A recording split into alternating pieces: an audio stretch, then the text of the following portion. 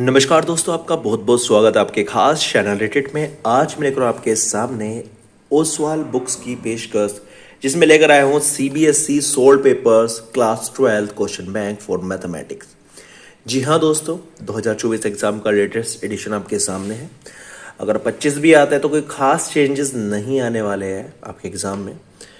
जो question bank है इसके अंदर, इसलिए अगर ओल्ड मिलता है तो वो भी आप ले सकते हैं। बस जो लेटेस्ट क्वेश्चन आए हैं आपके सीबीएसई बोर्ड एग्जाम में वो थोड़े से कम हो जाएंगे, अदरवाइज पैटर्न सेम रहने वाले हैं। तो आज हम इस बुक का रिव्यू करेंगे और देखेंगे क्या खास है इस बुक में। तो चलिए शुरू करते हैं बिना किसी देरी किए। सबसे पहले बता दें, ओसवाल के क्वेश्चन बैंक बहुत सारे वेराइटी के आते हैं।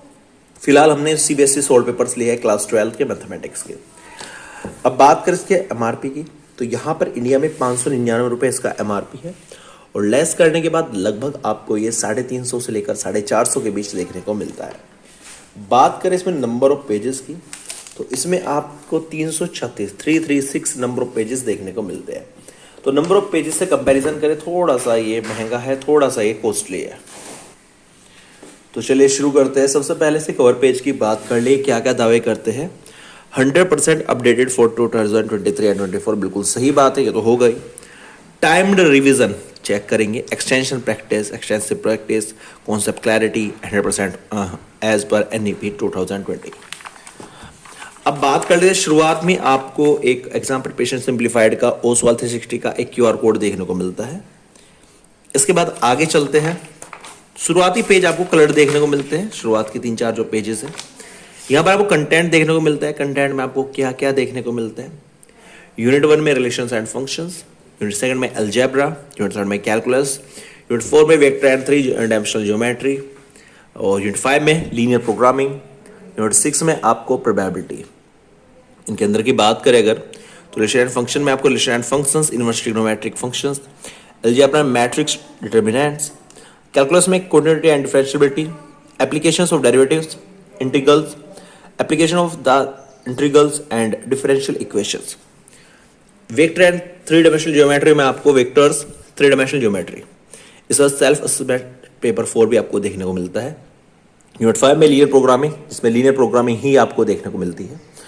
यूनिट 6 में आपको प्रोबेबिलिटी ही आपको देखने को मिलती है। आगे चले तो यहाँ पर इस बुक का यूज कैसे करना है, कैसे चीज़ों को समझना है, कैसे आपको तैयारी करनी है, वो चीज़ें यहाँ पर एक फ्लो चार्ट के द्वारा समझाई गई है। But practically it is not possible, तो मैं इसको रिकमेंडेड बिल्कुल नहीं करूँगा। अपने तरीके से आप देख सकते हैं। सिलेबस की बात करें तो जो अपडेटेड सिलेबस है वो यहाँ पर दिया गया है, आप देख सकते हैं यहाँ पर। आगे चले तो आगे आपको जो क्वेश्चन पेपर का डिजाइन है वो कैसे होने वाला है वो यहाँ पर दिखाया गया, कितने मार्क्स का और कितना वेटेज आपको यहाँ पर देखने को मिलता है, किस टाइप के क्वेश्चंस आपको यहाँ पर देखने को मिलने वाले हैं। इंटरनल असेसमेंट आपका यहाँ पर 20 नंबर का होगा, यानी 80 मार्क्स का आपका ये रिटन एग्जाम होने वाला है। सिलेबस फिर से यहाँ पर दिया गया है और कौन कौन सी बुक यहाँ पर रिकमेंडेड की जाती है वो भी यहाँ पर दी गई है। आगे चले तो स्कूल बुक सप्लाईज जो आपके डिस्ट्रीब्यूटर्स हैं उनके नाम यहाँ पर दिए गए हैं। आगे चले तो हैप्पी रीडर्स है जिन्होंने इसको पढ़ के इसकी तारीफ की है क्वेश्चन बैंक की, वो यहाँ पर कुछ रिव्यूज दिए गए हैं। ऑर्डर फॉर्म, अगर आपको ऑर्डर करनी है बुक्स तो यहाँ पर ऑर्डर करने के जो बुक्स के नेम है वो यहाँ पर दिए गए हैं। इसके बाद NEP Derived Learning Resources Prescribed by CBSE for year 2023 and 24, तो जो AI है उसके बारे में बताया गया है, क्या क्या यहाँ पर सिलेबस है, क्या क्या इनकी खासियत है, वो चीज़ें यहाँ पर बताई गई है। यहाँ पर शुरू होता है सबसे पहले पहला सैम्पल क्वेश्चन पेपर। तो यहाँ पर क्वेश्चन पेपर आपकी प्रैक्टिस के लिए है 2023-24 सेशन का, आप देख सकते हैं। शुरुआत में आपको ऑब्जेक्टिव क्वेश्चंस मिलते हैं, 20 ऑब्जेक्टिव क्वेश्चंस मिलते हैं। सेक्शन बी में आपको 2 मार्क्स ईच के क्वेश्चन मिलते हैं, इसमें और करके भी 2 क्वेश्चन दिए गए हैं। सेक्शन सी में आपको और करके 3 क्वेश्चन देखने को मिलते हैं और सेक्शन डी में आपको और करके 2 क्वेश्चन देखने को मिलते हैं। सेक्शन ई में आपको और करके 2 क्वेश्चन देखने को मिलते हैं। तो ये है सैंपल पेपर के द्वारा बताया गया है कि मतलब किस टाइप का आपका पैटर्न आने वाला है पेपर का।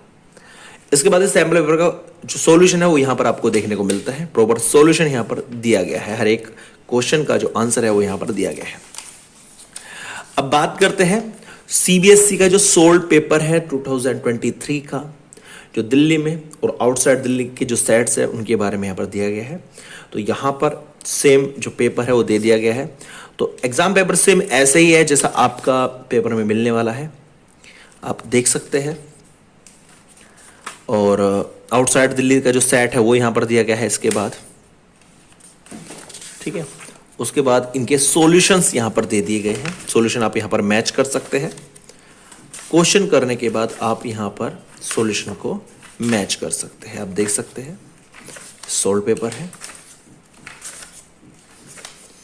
इसके बाद आता है आपका, तो ये तो शुरुआत में दो चीज आपको देखने वाली, पहले आपका मॉडल टेस्ट पेपर था, सैंपल पेपर था, उसके बाद आपको प्रीवियस ईयर क्वेश्चन पेपर 2023 जिस सर में आप इसको खरीद रहे हो उससे ठीक पहला एक क्वेश्चन पेपर आपको यहां पर देखने को मिलता है।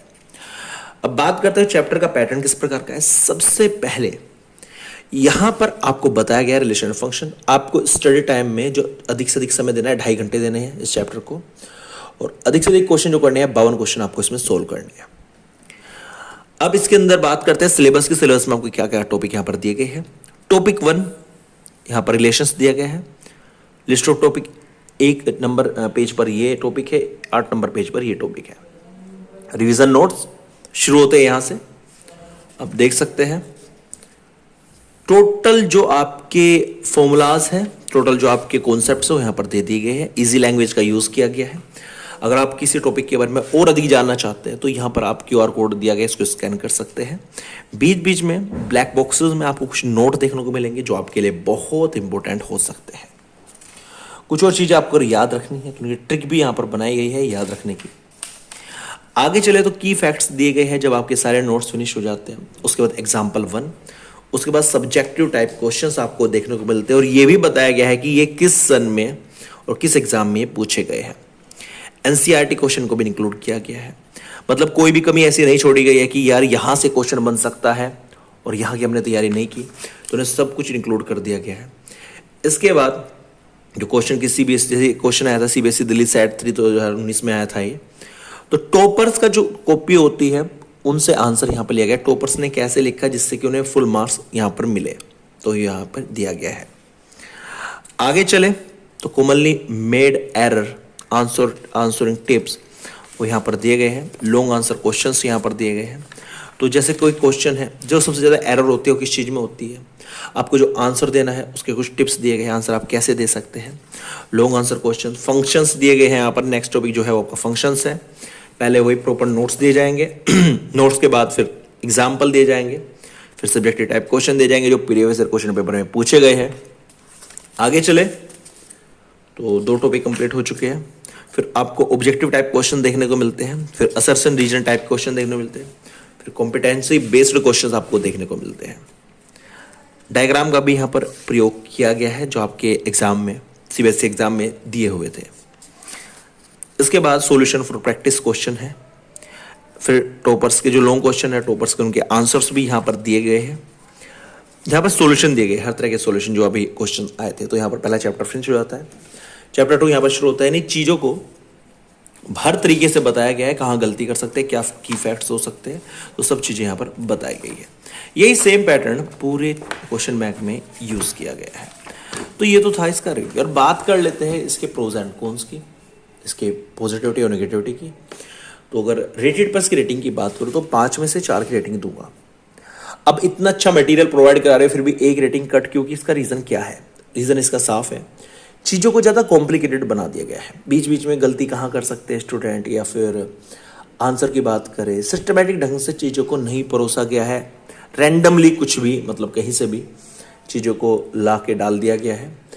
एक फ्लो जो बनता है ना स्टडी में, आप लेके चल रहे शुरुआत से इजी, मॉडरेट, डिफिकल्ट, वो इसके अंदर देखने को नहीं मिलता। कहीं से कुछ भी आ जाता है। CBSE के क्वेश्चन ऐड किए गए हैं, ये साफ बात है। अगर आपके जो पहले से मैथ बहुत स्ट्रॉन्ग है, आपने हर चीज़ पढ़ रखी है और आप जस्ट रिवीजन के लिए, प्रैक्टिस के लिए क्वेश्चन बैंक लेना चाहते हैं, तो ये रिकमेंडेड करूंगा, तब आपके लिए 5 में से 5 रेटिंग का हकदार है। लेकिन अगर आप डायरेक्टली इससे पढ़कर अच्छे मार्क्स अचीव करना चाहते हैं तो ऐसा मत कीजिएगा। यहाँ की बहुत बड़ी गलती हो सकती है। या तो पहले RD शर्मा पढ़िएगा, या पहले आप NCERT पढ़िएगा, या RS अग्रवाल पढ़िएगा, उसके बाद आप इससे प्रैक्टिस कर सकते हैं।